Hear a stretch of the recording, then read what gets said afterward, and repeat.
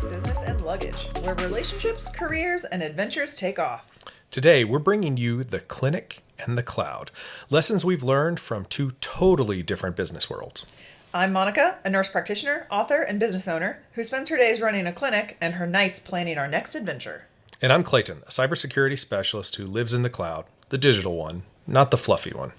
We're sharing what healthcare and tech have in common, what makes them completely different, and how both have shaped our lives. Let's take off. One of us spends the day running a healthcare clinic. The other works in the tech world. I'll let you guess whom. They sound like totally different planets, but they actually have a surprising amount in common. Yeah, but I would have never thought that until I, lived with you, because you're a giant tech nerd and I'm not. But I was surprised one day when I heard you say something to one of your clients that I was kind of shocked by. So can you fill us all in? On telling people what? Well, I tell people to eat their vegetables all the time. Yeah, why? I don't get it, but I guess we're going to dive into that. We'll talk more about that here in a second. But I think that it's just good advice in life and in technology. Make sure to eat your vegetables. But we'll talk more about that for sure. Mm-hmm. So, Monica, what's a quick snapshot of what does a typical day look like for you? And I'm kind of snickering here a little bit because typical just doesn't feel like the right way to describe your days. Yeah, and it's changed a lot since I went from being a full-time healthcare provider to a clinic owner. As a healthcare provider, I was in the clinic at 8 a.m., seeing patients all day, responding to messages, and just saving human lives. And it was lovely. But now, as a business owner, it's completely different. I will tell you, I live and die by my Google Calendar because it's the only way I know where I'm supposed to be. Because I do everything from meetings with my marketing team to going to the chamber luncheon to giving a talk at a local nursing home about the signs and symptoms of strokes and heart attacks.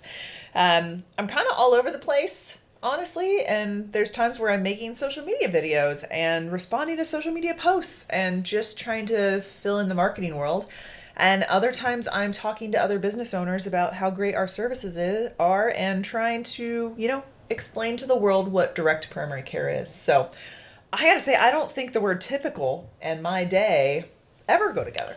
No, I mean, and mine has a little bit more of a typical flow, but even then, day to day, I don't think that it's identically the same. This is one thing when you decided to step into not seeing patients and do more of just the leadership thing. You also, physically ran out of space within your clinic. So you did start to move for some of your task work. You started to move back to the home office. And I think we both thought that would mean that we would see each other quite a bit. And the reality is that hasn't happened at all. So I guess a typical day for me, the days kind of change every once in a while. I do some travel for work, but haven't been doing as much in the last year or so. I do really enjoy to travel. I enjoy meeting with customers face to face. I love getting up and giving a good presentation. But for the most part, most days are either at home or in the office. I go to the office once or twice a week, but really find myself most productive when I'm at home. So a typical day would be, there's a series of kind of internal meetings. Almost all of them are going to be on video. But then there's a whole host of customer meetings. And also I actually, do some videos and some podcasts and stuff for work as well. So there's a little bit of creative time that's actually mixed in there. And then there's, a lot of just getting tasks done, which I'm sure most people do within their day. So it's interesting. I think our work environments actually tend to feel very similar with one exception, and that is most of yours is focused locally. Most of mine is focused nationally because of the customer base that I cover. Yeah, absolutely. And, I think that once again, this has changed a lot because I'm not putting on rubber gloves and doing medical procedures anymore. I'm building relationships and doing that sort of thing. So I think our environments have definitely changed a lot, where I used to be tied to my office. Sure. I really had to be there from, 7:30 to 4:30. Of course, I could leave if I had to because I owned the joint, but I think that's definitely a different thing. And I would love to know your opinion on urgency, right? Like if we think about whose job has more urgency, I would of course be like, well, mine does, because we're dealing with life and death over here. But then I think about the world of cyber hackers and I think, well, maybe maybe there is some urgency. Can you speak to that? Well, step one is we don't call them cyber hackers. I'll start with that. But that does sound pretty cool. Cops that and robbers? is something like that. Yeah, it does sound like What do you something that call would go them? into a meeting. We call them threat actors, Monica. Threat actors. So now you know. Now you're so much smarter as a result. I mean, look, there's some urgency sometimes in my role. So occasionally a company will actually be going through some sort of security breach or incident. Generally, those aren't the times that I'm super active. Usually we have a whole tech team that will get into that. It's called incident response. So we have a team that's really dedicated to that. That's one of the things that they do. But in some of those circumstances, obviously, the executive, if they know me, they may want to call me. They may want to elicit my help. So those cases is urgent. But no, a typical day in the life is certainly not urgent for me because most of it is really strategically focused. It's talking about, how can we take you from point A to point B in your security journey, make you more secure, and just in general, make your environment better and more protected against, what is it again, Monica? Threat actors. There you Threat go. actors. Threat actors. I That's what like they're it. called. Yeah. And I will say the urgency aspect of our practice is definitely not super high because most of the time we're dealing with acute and somewhat chronic illnesses, right? We aren't dealing with people who just broke their leg in half or, cut off an appendage. Those all go to the ER. So in the primary care world, I would say urgency isn't always there. But you have had patients, though, that come to you, With chest pain? right, Yes. knowing that you're not supposed to be dealing with the urgent, like ER type stuff, but they come to you first. And I think a lot of it has to do with they trust you and your staff. And so they don't know if it's urgent yet. Then they get to, especially one of your providers, and your providers go, wow, this is urgent. We need to get you somewhere. Yeah, I will tell you what's urgent to me now is when my phone rings and it's one of my employees. Sure. Because I have the best employees on the planet and they know how to do their jobs and they do their jobs exceptionally well. And so I know that if my phone is ringing and it's one of my providers or one of my admin staff, something's probably burning down. But we always handle it, so... Yeah, and I think we kind of get into which job is more stressful? I don't know that this is a competition that either one of us wants to win. I just think that, and I'd love to hear, if you disagree with this, but there are days that are more stressful for me. There are days that are more stressful for you. Sometimes it can be something as simple as, a coworker relationship didn't go quite the way that you wanted, or a customer interaction didn't go quite the way you wanted. So I don't know that it means that my job is more stressful than your job because we both have those experiences. We're still in the people business regardless of what we do. And I'm sure we're going to talk more about that. But look, there are days that are certainly stressful. There's deadlines that exist in my world. There's, customers that have more urgency versus less urgency. And, at the end of the day, like there is still, a revenue number that we need to be responsible for at my company. And that's just the reality of it. But in your case, I mean, not only do you have the urgency of the business, keeping that running, but you also have the urgency of like your individual providers and your employees. And like you said, like that's so important to you and kind of the brand that you've built internal to your team. Yeah, I would say our stress is more around patients and their complexity. So healthcare just continues to get more and more and more complex. And especially with the world of AI, we get a lot of patients who are bringing us ideas of things that we may never have heard of before. And they want our opinion on them. And turns out we've never heard of that because it's a new modality or a new something that is just not well known yet. And then I think our biggest stressors also come from communication breakdowns, which, we've talked about before, where we both work in customer service. And so making sure that our customers understand where we're coming from, but we also have to understand where they're coming from. And unfortunately, in the world of technology with emails and text messages, people read those in the tone that they want to hear it or think that you are writing it in. And sometimes that's not always the case. And so I do feel like a lot of the stress of our office is oftentimes by unrealistic expectations and communication breakdowns. Well, we've also noticed some generational differences there in that, sometimes especially for the slightly younger generations, and even I would argue for our generation as well, look, we would prefer to do a text message or an email than to pick up the phone and make a phone call. But there are still those times Time and a place where you have to pick up the phone, you have to talk to someone, because how they're reading that message dramatically affects how it hits them, right? Mm-hmm. If they're reading it with the internal voice being Monica's voice being angry, that hits different than if they read it with you being happy. There's a big difference between, no, I don't think antibiotics are actually appropriate right now, and no, antibiotics are not appropriate right now. Right. That's very different in responses. You brought up something that I guess I'd never really thought about, but it kind of leads us into some similarities, which is, I think people tend to look at me that don't know about my industry, tend to look at me and say, oh, you're a tech guy. That means you work on desktops and computers and printers and all of those. You're a nerd behind a screen that doesn't talk to people. Right, and I do some of those things. There's no doubt about that. Mm-hmm. But I think the similarity, though, is people hear that you're a nurse practitioner, you're a provider, you work in family practice, so therefore you know everything about medicine.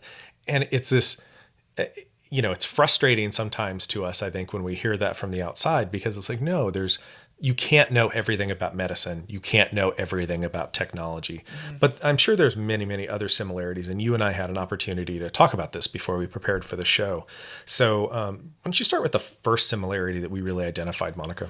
Yeah, I think a lot of that is that on a day-to-day basis, what we do is build trust and relationships with people, whether those are customers, fellow business owners, colleagues, whatever that is.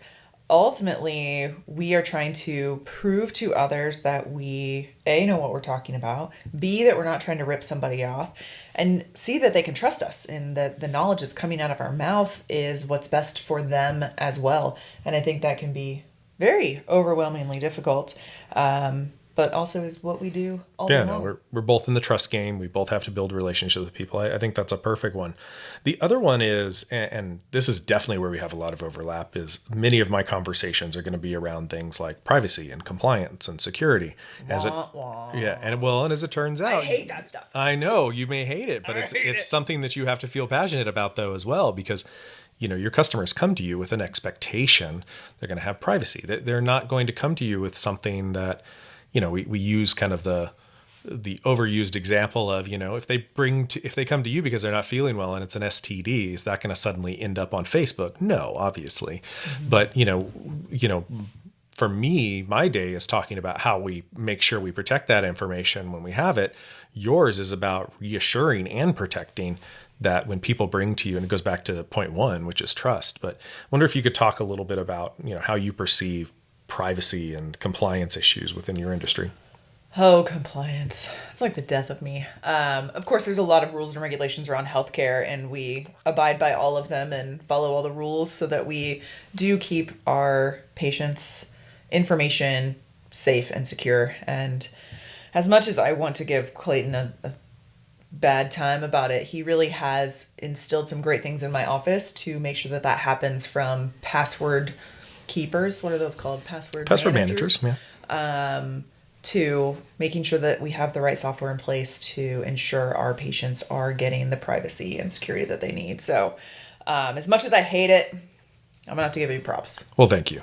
I mean, now it's on a recording, so we can't. Doesn't mean I have to like it, though. No, it doesn't mean. But I will say, one of the things that I really like about security is some of the best security measures are the ones that, your users, your customers, that they don't even see, right? So you labeled a couple of things there. There are so many more things that are done in your office. I like to talk about it. Well, no, but that are invisible, and they're invisible for a reason. They're invisible because, really, from a cybersecurity standpoint, I don't want it to be the primary concern, for instance, of your providers about how to work within the framework of some sort of cybersecurity strategy that I've set up. It should be invisible to them. And we talk about this all the time. Your providers should not become cybersecurity experts. No. Nor should I need to go back to school to learn about medicine, or in the case of some of the customers that I work with today, I don't need to be truly a financial services expert, but I do need to understand the implications. So I need to know enough to be dangerous. So Yeah. yeah, I think that kind of moves us along. The other similarity that we have is that we both engage with folks at many different levels in the organization. So I'll speak to mine first. I mentioned on one of the earlier podcasts that, I work with a lot of executives, but that's not the only people that I work with. I do go and sometimes work with the tactical people, the folks that work for the CISO that are even below a manager or a director. These are the doers. They're the people that do the thing, and they tend to be really, really technical. So from my job, I have to really be able to alter my conversation, being, super technical in some, more strategic and business minded in others. And I think that's a similarity that you share as well, because you interact with a lot of different types of people. So many. Obviously, we have patients who range from moms, dads to a 2-year-old, right? Getting a 2-year-old to let you look in their ears is not as easy as you might think. And so learning to communicate with not only patients, but now, because I work on the outside as well, I am at chamber meetings. Like, I am the president of 2 different nonprofit boards. And so I have to learn to communicate with those people. And then I'm out at a luncheon and I'm hanging out with the mayor of Cedar Park. Shout out, Jim. How are you today? I'm talking to people of all types, and then I also work with business owners. So I work with a ton of CEOs and HR guys and all those people who make. But even the things business happen. owners, I think it's important to point out, even the business owners, they own different types of business. Some Absolutely. are super blue collar, Oh, others might be more white collar business, and so it's hard to even paint with a paintbrush. Like, what does an owner look like, right? Right. You're exactly right. I'm talking to a roofer one day, a plumber the next day, a salon owner the next day, and then a guy who owns some tech business that I have no clue what they do.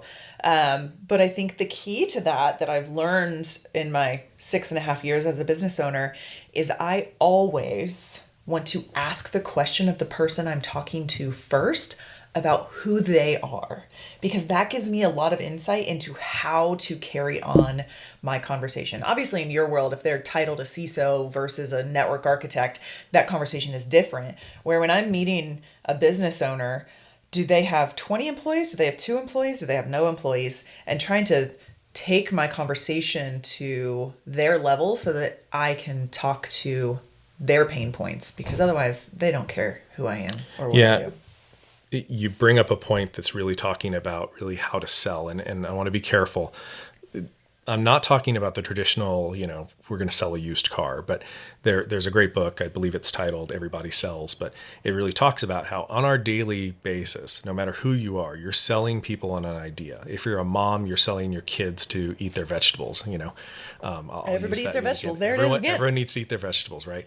So, one of the things, though, that I've certainly learned, and there's a lot of research and books that go into this, is that oftentimes asking questions to bring someone to the point where you have a mutual understanding is one of the most effective ways of doing it. If we're going to get really technical in kind of the selling game, there's a book called Spin Selling. It came out many, many, many years ago that I still kind of adhere to. But you're right. If the quicker that the better that you can ask questions and get to really the heart of what's important to the person sitting in front of you, the more quickly you can come to some sort of consensus. And by the way, that consensus could be, hey, this isn't for me. Well, great. Well, then we got there, right? And we both feel good about, right. We both feel good about the way that we got there. This episode is brought to you by Rent the Runway. I've been using them for years, for everything from fancy galas to my everyday work outfits. It keeps my wardrobe new, exciting, and fun without the commitment or the closet overflow. With thousands of designer styles for every occasion, you'll look amazing without stressing over what to wear. Use the link in our show notes and you'll get 40% off your first month. Go ahead, upgrade your wardrobe, but not your laundry pile. And for any of you who see me out on a daily basis, every time someone comments on the dress I'm wearing, I always say, don't worry, it's from RTR. You can have it too. So... yeah, for the men out there, it means I never know when my wife actually buys an outfit. I don't buy They outfits. all look new. Right? Love it. So let's dive back into some lessons that we've learned from each other's world. So we've put so much tech into Impact Family Wellness. So I will tell you, we use more than 24 pieces of tech, from softwares to password managers to all of the things. And part of that is because I hate paper. especially in the world of healthcare. And so I used to be afraid of tech, and now I embrace it. We use it for literally everything, especially if it can save time and energy. Yeah. And what I've learned just from watching your business is, there were similarities, like we said, and I just realized customers are customers. They're demanding sometimes for the right reasons. I don't want to make that sound negative. Some of them are really easy to deal with. They're still customers, and so regardless if they're a patient at a family practice or they're the executive of a large financial services company, customers are customers. The other that I realized is, I've said this for a long time, and I certainly didn't coin this phrase, but perception is that person's reality, whatever they perceive. And I've seen that really take place in your business. So oftentimes it's not about who's right or wrong in kind of business conversations. It's about what that person's perception is. And you have to actually meet them where their perception is. And the same thing happens with you all the time. I know you especially went through a lot of that during the COVID time. There were there was so much misinformation, so much conflicting information, the information was changing at all times. And so a lot of times you were dealing with, where is this person today? What is their perception? Because that feels like their reality. Yeah, that's a lot what we do in healthcare is figuring out where the patient is and what they are really interested in. Because so we do a lot of explaining to patients risk assessments as far as this probably isn't a heart attack, but it still could be. And I can do some tests here in the office, but ultimately I need some blood tests, and I need those blood tests now, and that's not something I could do. So we can send you to the ER, and you might spend thousands of dollars and lots of hours of your life to find out that you in fact have indigestion. But on the other hand, this could actually be a heart attack, and you could be dying right now. And Right. So figuring out what's worth it to them and what's not worth it to them, and explaining the pros and cons and the risk and benefit and weighing those on each side is basically what we do all day long. If I had taken out anything healthcare related in what you just said, I would swear you sound like a cybersecurity nerd. Because risk tolerance, risk assessment, risk profile, these are the types of terms that we use all the time. And that's an area where we're very, very similar. We're trying to talk. So there's no such thing as necessarily perfect health. Right. Just like there's always a chance that something could be going wrong that you just don't know about. So that's why I say it's imperfect. We can get people close. Same thing goes with security. There is no such thing as perfect security. There is no actually impenetrable way that we can 100% guarantee that anyone is protected. So it's all about how far do we build those protections up? Just like, the way to be nearly perfect healthy or get more perfect healthy is to lock someone in a room and just put through protein paste and stuff to them. That still doesn't make them perfectly healthy, but that would be an extreme. So you might be able to get their physical health, but then their mental health is going to suffer, they'd be completely broken. Yeah, there's so many risk factors to both of the things we do, right? From opening an email to what you put in your mouth in the morning, that our job is really to negate risk for both of our customers. And I would have never put that together until I married you. So yeah.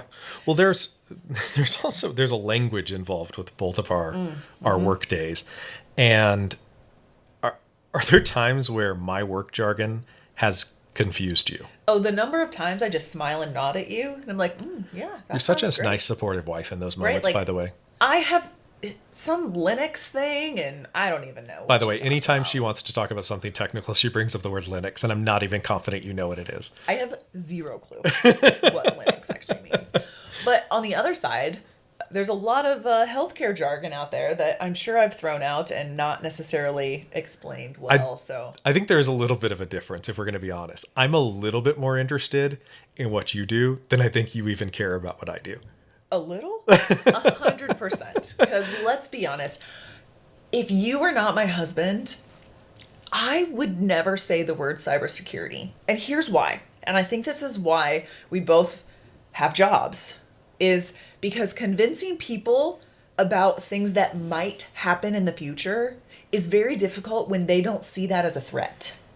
right? So whether I'm talking about someone's heart attack risk, breast cancer risk, whatever that is, and your risk of them being hacked, listen, I'm here to tell you, I don't care about being hacked because it's never happened to me. Yeah, but you're going to take a different perspective after we're done recording this. And the reason why is because the same thing happens in healthcare, right, Monica? People generally don't care about what they're putting into their mouth until they're diagnosed with type 2 diabetes or until they have a heart attack.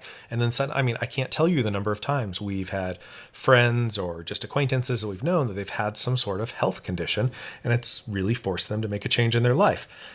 God willing, you'll never have a cybersecurity incident, so maybe we won't get there. You are in so much trouble. So, has there been a moment in time during my professional career that you've been around me where you've thought I could never do that job?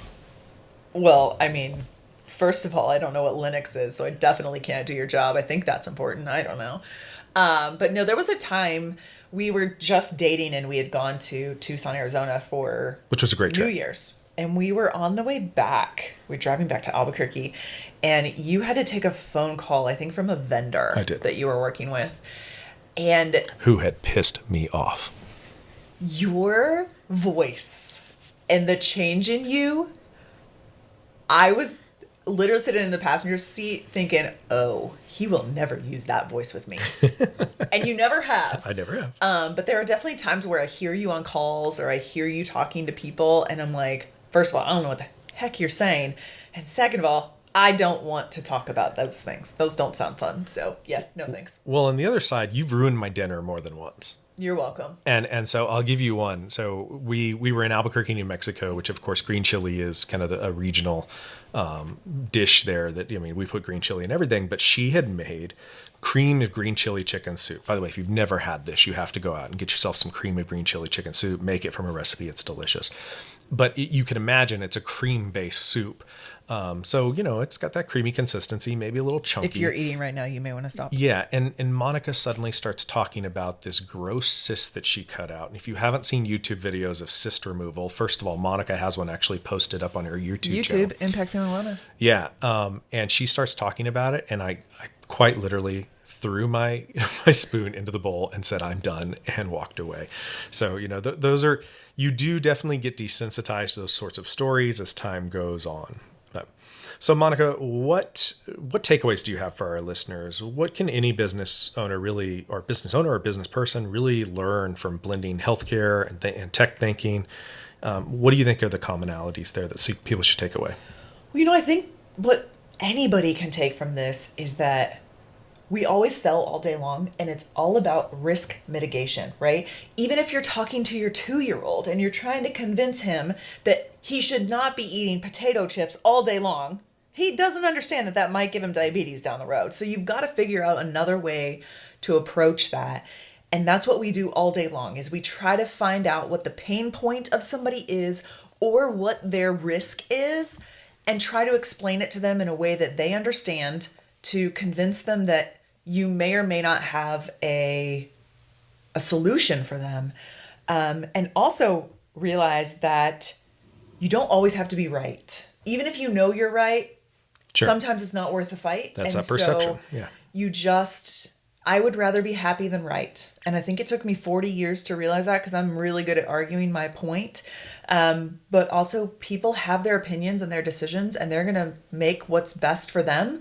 You can feed them all the information that you have, but ultimately it's their decision to be made, and all you can do is educate them. You know, for me, I'm going to bring it back. We teased this at the beginning. It's eating your vegetables. And what do I mean by that? What I mean is sometimes the things that aren't sexy, or, you know, in your world, it's like not password managers. Right. Well, like it's not, you know, in your world, it's, you know, people want a pill, or they may want a surgery to fix something. It's like, yeah, you know, maybe the best way for us to do this is to improve your diet. And cybersecurity, it's really kind of the same way. Follow me with this promise. But when we talk about eat your vegetables, it's like there are basic security principles that net the most benefit, an outweighed benefit than some of even the most fancy things that we can do. So oftentimes when it really comes down to it for both of us, and really I would think for many people in an industry, it's not the fanciest of solutions. Sometimes it's reminders just to follow the best practices, to do the things that we know. It serves as a good reminder to just do the things that we know are the best ways of doing it. And, we find this all the time. I've done some sales trainings, and it's interesting. You go in and, I know all the concepts, and yet when I get out of it, I'm a better salesperson for it because it reminded me to get back to basics and do the right thing. And so I show up better for my customers in those moments. All right. Now we're on to our regularly scheduled segment, What's in Your Carry-On? So Clayton, let's hear today, what's in your carry-on? It frustrates me to no end when the two of you leave this one behind because I've put so much effort into creating one for you as well. By the way, the two is our son, Grayson. So it's a charging kit.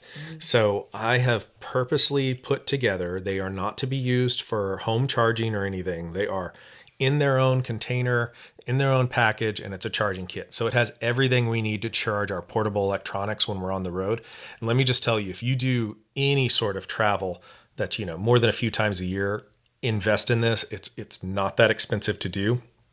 But what it does for you is you're not chasing around for chargers. You're not looking for cables at the last minute. You just throw this thing in your bag and you're ready to go. So that's what's in my carry. I do appreciate my charging kit because I'm very good at bringing mine, and I don't use mine outside, at least most of the time.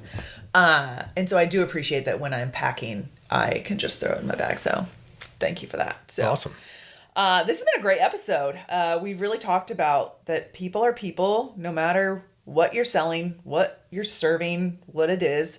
It all really boils down to educations, relationships, and building trust.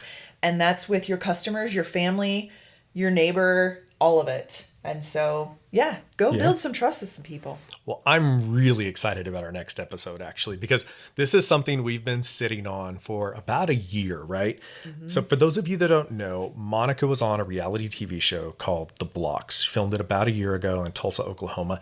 It just came out. So when we're recording this, it came out about a week ago. And so our next episode is going to be talking to Monica about what it's really like behind the scenes of a business reality competition, what she learned about herself and business along the way. And hopefully we'll have some really great inside stories and be able to talk about how to win a business competition. Let's do it. Thanks for tuning in. Do you know the winner of the business competition? You'll have to tune in next time. Okay, there we go. And before you leave, make sure that you like, subscribe, send this episode to a friend, because we love all of you. And we'll see you next time. Bye.